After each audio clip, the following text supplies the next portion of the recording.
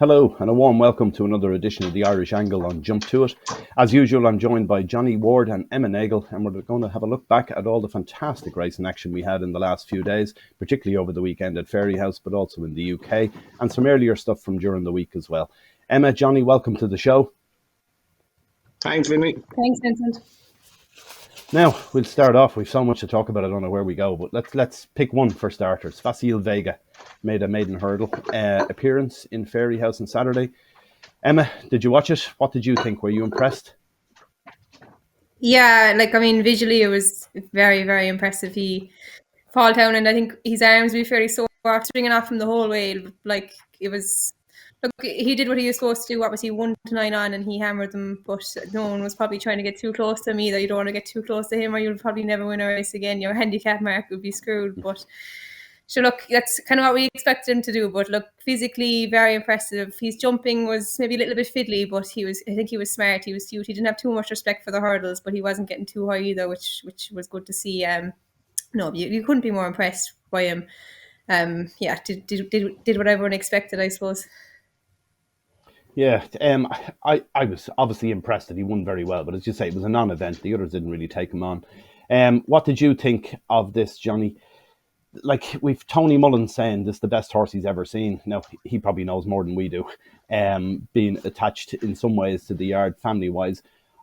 I'm just not sure. Like he may be the best we've ever seen, but we haven't seen it yet.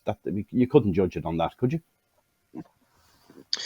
I think what you learn really from Saturday is that he can jump very, very well. Apart from, was it the third last where he sort of ran around, and I'd say he was kind of idling a bit, and Paul Townend corrected him.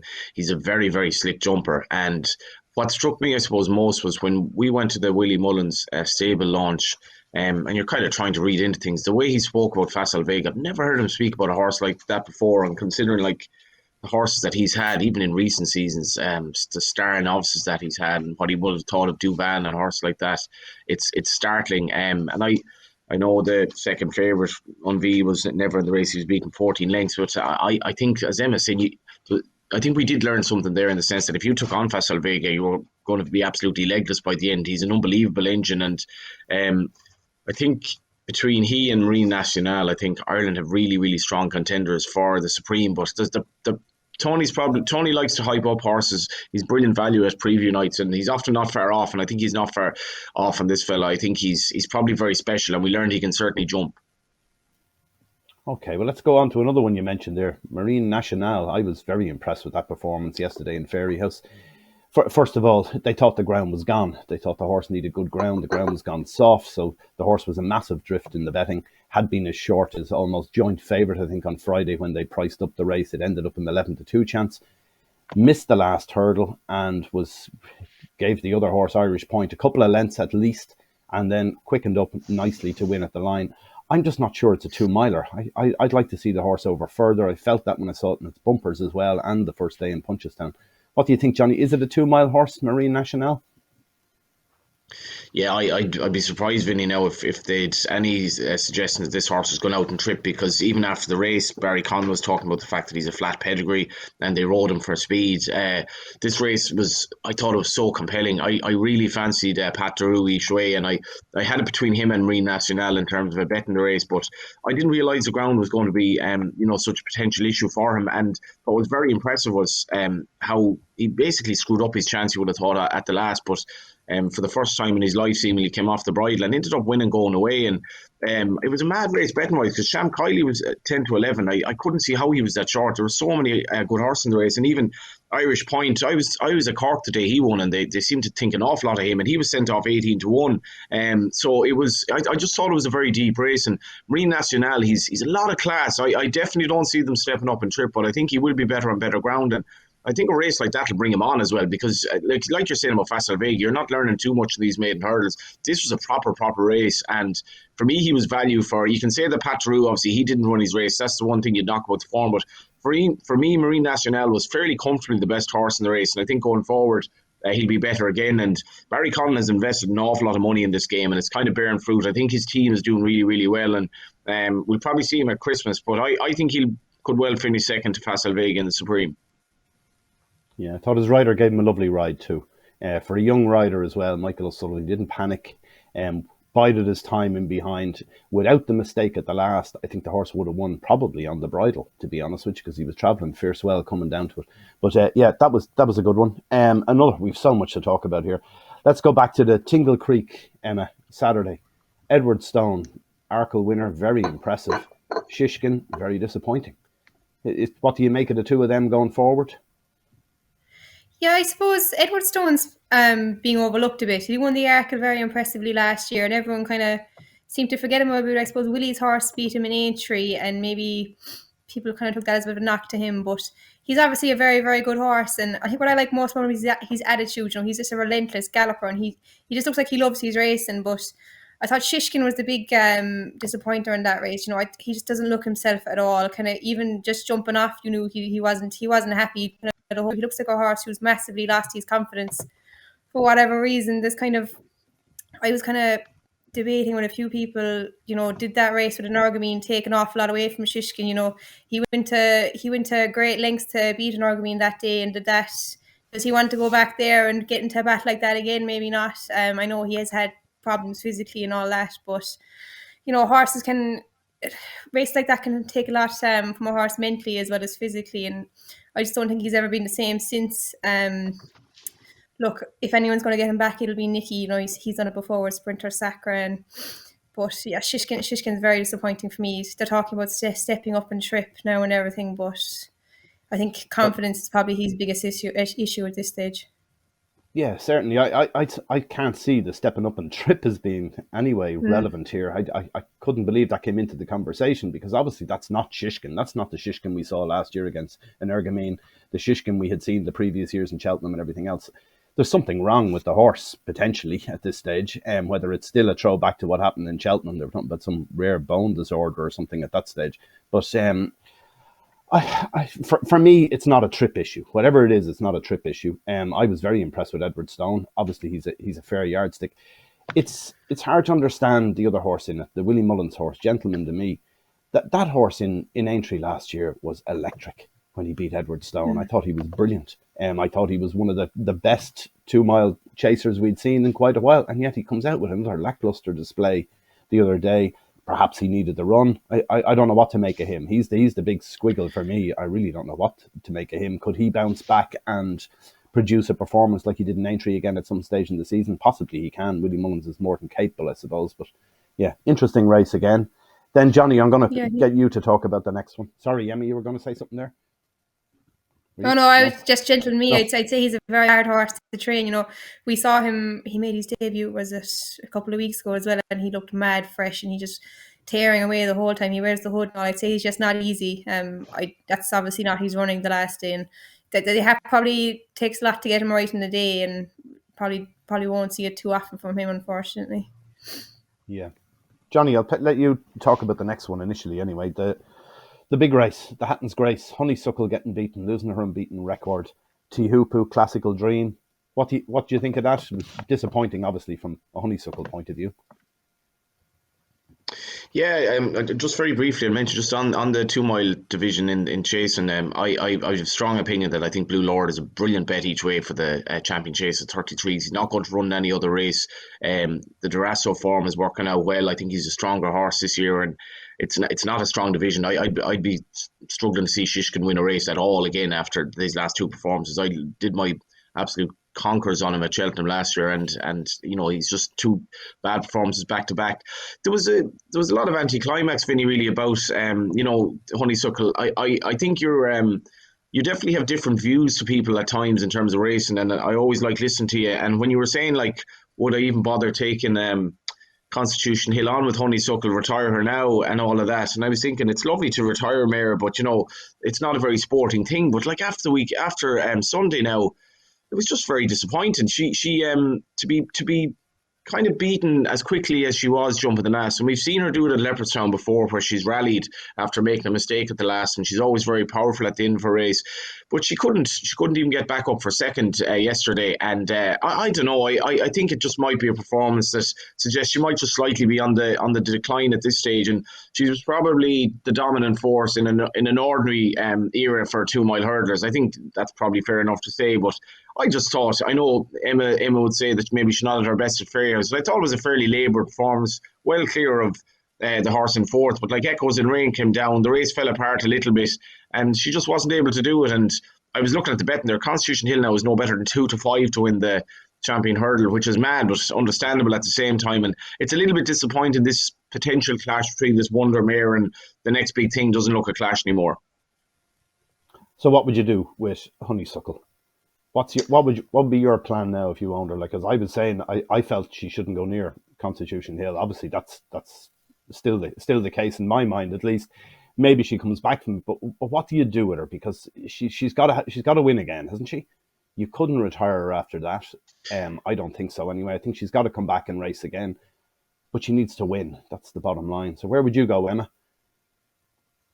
I go to Leopardstown at Christmas, and look, hopefully she come on for that. They didn't start, like, obviously everyone was disappointed to see her beat. Your heart would nearly sink to see someone pass her out, but they didn't seem that downbeat afterwards. They probably thought she'd come on a bit for it, but look, she's an older mare now. She'll be 9 by the time champion hurdle comes around. But I'd head to Leopardstown, and if she won there and showed her whole spark, I'd probably cover her and send her to Cheltenham. Maybe the covering might bring her on a bit. They often say that about a mare: when they get covered, they can find an extra few pounds. But it's very hard to see her getting competitive with Constitution Hill now. She'd have to put a lot out of the bag, and he'd probably have to underperform a bit. I know it's hard. Last week I was disagreeing with you. I thought she should take her go, but after seeing her at the weekend, you wouldn't like. I agree. You wouldn't like to see her getting eaten alive, and that might be what would happen now, maybe. So, Johnny, would you go Mare's Hurdle? Is that an option in Cheltenham for her? Would that be too low a grade for her? I suppose what happens at Christmas when she'll take on Willie's good horse who won at Cheltenham last year, whose name escapes me. You'd imagine that he actually might be a genuine rival to her. I think we've just been a bit bereft of really good 2 mile hurdlers, and she's been able to take advantage. But I think Henry de Bromhead, in terms of his training, I think he'll put an awful lot of effort into getting her back to win. And as much as her unbeaten record is gone, if she were to win at Christmas, it'd be a real, I suppose, feather in his cap, and something that will motivate him, because he's always stood by her. So I'd go there. If she's beaten at Christmas, you're into the realms of, like, where do we go from here, I think. And maybe the Mare's Hurdle would become a possibility, but the Christmas run is going to be telling, because for me there are a lot of question marks after that performance. She just looked fairly slow, if you ask me. Yeah, I'd struggle to see her beat State Man at this moment in time. No, that's not to say she won't, but I'd struggle to see it. I certainly wouldn't be interested in backing her at the likes of 3-1 on the sort of price she was at the weekend, against the likes of State Man. I think that might be hard to know. We'll wait and see. But the jury is out for me at the minute on poor old Honeysuckle. I'd just love to see her win another race, and I just can't quite see where that's going to come from unless she goes down the route of winning something like a Mare's Hurdle at Cheltenham. Anyway, move on. We've loads more to go through. Mighty Potter in the Drinmore. Very, very impressive for me. What did you think, Emma? Yeah, he was really, really impressive. Physically, he looks like a real chaser. You'd nearly forget how good he was over hurdles, but he's probably going to be even better over fences. Gordon was very sweet in him last week as well when I was down there. And I think what's very noticeable is Jack Kennedy is a very quiet and reserved kind of rider, and you saw him punching the line, crossing the post at Fairyhouse, which isn't something you see too often. So I think Jack has a real sweet spot for this horse. And, for a young jockey like him who has ridden so many top-class horses, I think, him having such a spot for this horse is kind of a teller on its own. Probably 2.5 miles. It's JLT in Cheltenham's probably his target now. Whether he'll go to Leopardstown at Christmas, I'm not entirely sure. But look, he stepped up massively on the Down Royal one. I suppose everyone was kind of cribbing him a bit after that. But he had to do a lot of donkey work that day. He went out in front and had to do it himself. And look, I think it'd even be better if there was a stronger pace. He was kind of left out in front from a long way home in Fairyhouse. And Jack said he was idling and looking at things. He's still a fairly babyish horse, but no, he's probably at the very top of the list of novice chasers now at the moment. He's very, very, very aggressive. Yeah, I thought it was interesting what Gordon Elliott was saying about when they did the last piece of work during the week. Jack Kennedy said when he saw him coming in off the gallop, beaming ear to ear with a smile, having ridden Mighty Potter, you think this must be something very good. And Jack Kennedy said some lovely things about the horse, about the fact that he locks onto a fence when he sees one coming, and he could have jumped way better in Fairy House, but he kept pulling him back. He didn't want to get to the front too soon. So in a stronger gallop, a race with a stronger gallop, I agree with you, he could be absolutely anything. Other ones, Johnny, Manila Crooner, I Am Maximus. What did you make of that? Yeah, it's not out of the bounds of possibility that Manila Crooner, or rather I Am Maximus, will end up taking on Mighty Potter at Cheltenham, who was very good. I have to say, I call this race arseways, really, because I would have tipped up Manila Crooner, but I didn't think he'd be anything like 2-1. And when I was down in Dingle for the weekend, I was probably still in bed getting up on this 11:35 start. It's probably checking the odds and rising for the day for these early starts, and couldn't get over the drift of Manila Crooner. And obviously, as he kept drifting at the off, and he went off, I think, to 2-1 and bigger on the exchanges, I was thinking, well, Willie's horse must be something else. And he pretty much is. I Am Maximus. He was making his debut for him, having come from Nicky Henderson. I'm not really sure how that change came about. He was last seen finishing 21 lengths forward to Sir Gerhard at Cheltenham, but this was a really revelation of a performance, because Manila Crooner is a very good horse, might end up in the 4-miler, and had been literally touched off on his chase debut in graded company at Punchestown. It was really solid form. He jumped well on Saturday. He did everything right, and I Am Maximus must have lost a dozen lengths, I'd say, and maybe I'm exaggerating, but he lost a lot of ground jumping left, and notably so at the last two. He basically won the race again despite jumping left, coming to the last, but he was badly out to the left, and then rallied and was going to get up again in the next sort of 25 yards. So I won my bet, but I was very, very lucky, because the best horse was second. And I Am Maximus for me now. If he goes to Cheltenham, the obvious suggestion would be that he's going to appreciate going left-handed. And I'd say he probably won't go to Limerick. I think he'll go to Leopardstown at Christmas. And if I'm looking here now at the betting for Christmas, I think he is a 14-1 shot for the 3-mile race on the Thursday, which for me is the race he's going to go for. The other options are 2-mile 1, which I think he's more of that was 2-5 on Saturday, and he stayed really well. So for me, he'll get 3 miles. And that brings us into Cheltenham. But he's 14-1 for that race at Leopardstown. I think that's well worth a shot, because I don't really see what else is going to run in. Limerick wouldn't suit him. And I thought it was a hell of a performance, and really liked the way he battled, considering all that went wrong. Yeah, most interesting that he came from Nicky Henderson. So I can't think of another horse that's come from there to Willie Mullins, or to any other Irish yard for that matter. The owner actually, he moved all his horses to Ireland. What's his name? Mike Greach, I think. Gordon got a few, and Willie got a few, I think. Yeah. Interesting though. The other one then that I really liked on Sunday was Marine Nationale. Very impressed with that, I have to say. That was one we'd mentioned it earlier, but I had to come back to that. Another one from the weekend was John Bon. What about that, Johnny? John Bon, 2 small field victories, but most impressive. Jumps very, very well. He does jump well, and I genuinely just think horses like this, he and Facile Vega running so close to each other, they just get people talking. And John Bon, as much as he was meant to look slow by Constitution Hill, he's an exceptionally good horse. His jumping is quite unique. I don't know what Emma makes of it. He's the type of horse, it's hard to see him falling anyway. He's quite gives it a little bit of air, but he's very good, and he's a serious engine, and he's just another of these. Walk in the Park is just having some run with his horses. He's producing a lot of sensational horses, and he's very, very good. He's probably priced where he should be for the Arkle. Like he's not unbeatable as we've seen, but he's loads of class, and another horse that I think we'll be talking a lot about here in March. Yeah. What did you think of him, Emma? Yeah, no, he's very impressive, to be fair. It's kind of hard to see. Well, I suppose Willie's horse, El Fabiolo, gave him a good race at Aintree, but he's definitely deserved favour for the Arkle at the moment. He's jumping, he's very nimble and just very athletic. I suppose a bit like Juvenile, just real natural to fences, and definitely couldn't see him falling. He's just very smart. He'd dance in front of a fence view. But no, he's very exciting. Obviously, similar to Facile Vega. Look, he's not beating a whole pile in his races so far, but look, he couldn't be doing any more impressively at the moment. I agree. Yeah, he certainly looks to be a far better chaser than hurdler, in my opinion, and he was a very good hurdler at the same time. Another one then is the 3-year-olds going for the Triumph, that Lossy Mouth. That was most impressive again, and a funny race in the sense that Paul Townend didn't pick the horse.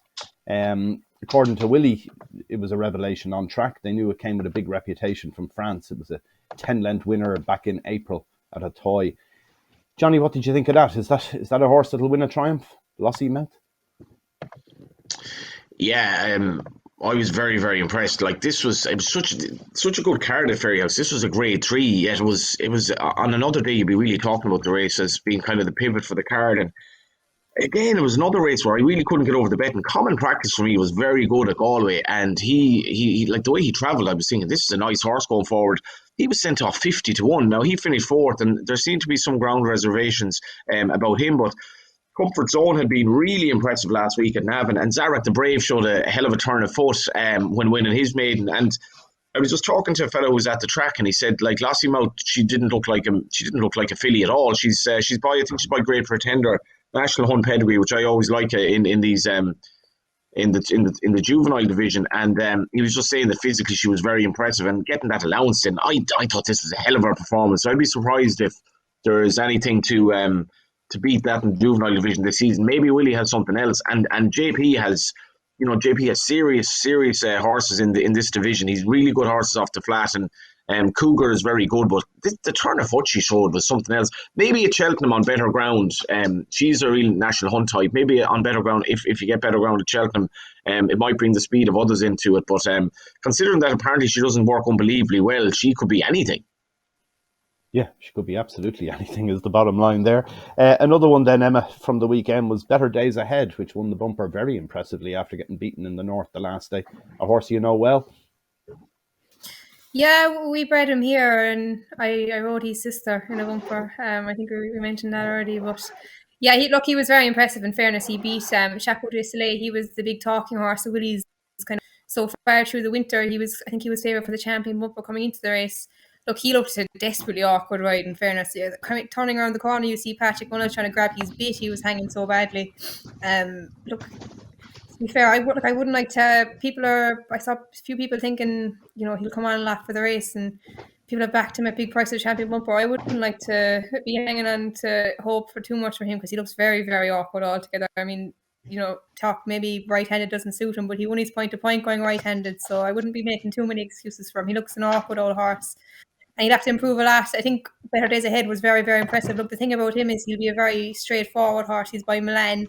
He'll gallop. He'll definitely jump very well next year. I think he'll be an exciting horse for Gordon. I actually spoke with Gordon last week on him, and Gordon said he's a proper horse. He doesn't say too much, but when he says that, it's kind of points towards he likes them. Anyway, he doesn't mince his words. It's also a pointer to the horse that beat him in the north, Cairn Funnock of the Crawfords. That went over to the UK last week and won a maiden hurdle as well, very impressively on the bridle all the way around at a short price.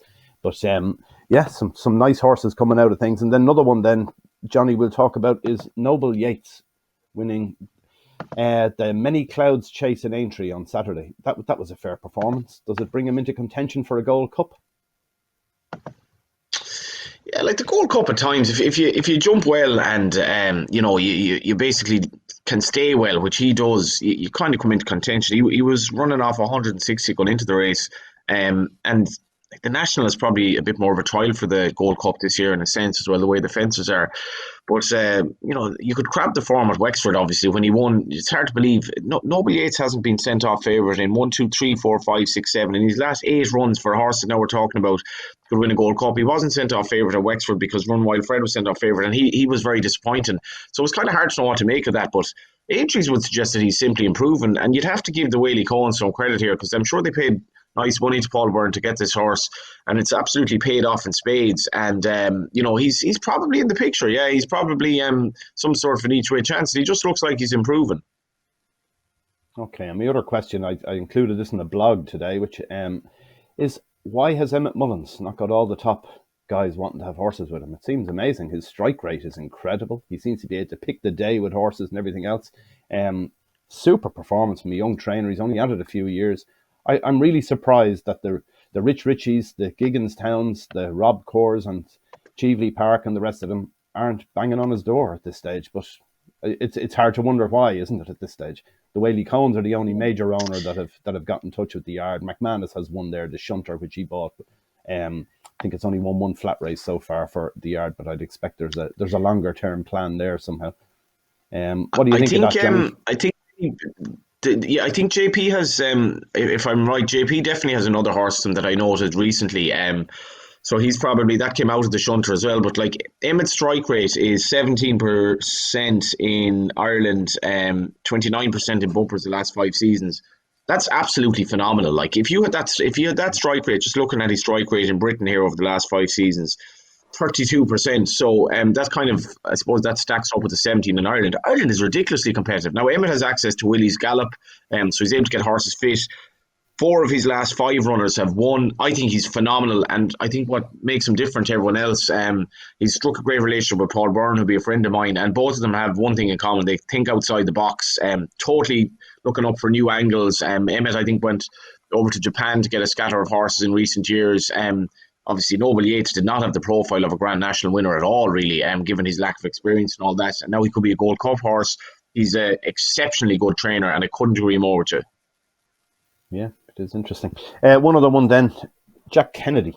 69 winners for the season he's clocked up so far, and we're only into the first week in December. Last season, Paul Townend won the championship with 84 winners, only 15 more, and he'll match Paul Townend's tally for last season. What do you think, Emma? Is he going to be champion jockey for the first time? Yeah, I think you'd love to see it, like, wouldn't you, Jack? I think he's only 23, and he's probably had more injuries than most riders would have in their whole career. He's had some really nasty ones as well. He's missed long periods of time with bad leg breaks and all that kind of things. But look, I think everyone would love to see him be champion jockey. Like, he's got the talent he has is unbelievable, and he just head for a young rider. It was very interesting. Gordon was speaking on him last week. He's actually with Gordon since he was, I think, about 14 years of age. Of course, Jack was a pony racing prodigy, so he's just a real old head on young shoulders. And God, you'd love to see him just stay sound for a few seasons, and you see what he could really do and get some big wins in Cheltenham, and to be brilliant, because he's just seems like a really nice fella. I agree, 100%. Another jockey that just caught my eye during the week, it's not National Hunt, but it's on the flat, was Siobhan Rutledge. She's another winner at Dundalk. She's going well, Johnny, isn't she? She looks like she'll make the grade. 34 winners, I think she's had in total now. She's attached to John McConnell. A lot of guys putting her up on the flat now all through the season, and particularly now in the all-weather. Do you think she's someone who'll make the grade? Yeah, we haven't had a Rachel Blackmore in Ireland in terms of flat jockeys, and you're kind of waiting for it. It's strange because given the weight issues that a lot of jockeys have, it kind of stands to reason that we should have more girls becoming flat jockeys, but for whatever reason it hasn't really happened. But I've been a fan of her for a few seasons now, since I saw her kind of riding winners for John McConnell at Dundalk, and she's a lovely personality as well. She's just really a person you'd like to do well. Lovely style in a horse. She's very, very kind, and I think she's going places for sure. She's in a very good yard. I think John has had a great year, but I think another thing about him is it's a really fun place to work. I think there's a great atmosphere there. He's a good boss to have. He's given her lots of opportunities, and delighted she's going well. I think she's a big career ahead of her. Great stuff, yeah. Now, look, we're just going to look on to next weekend. We've got some great racing coming up. We don't know the runners yet, obviously, but we've got the John Durkin in Punchestown, where we're expecting Galloping Des Champs to run. There's 14 entered for at the moment, including Fairney Hollow.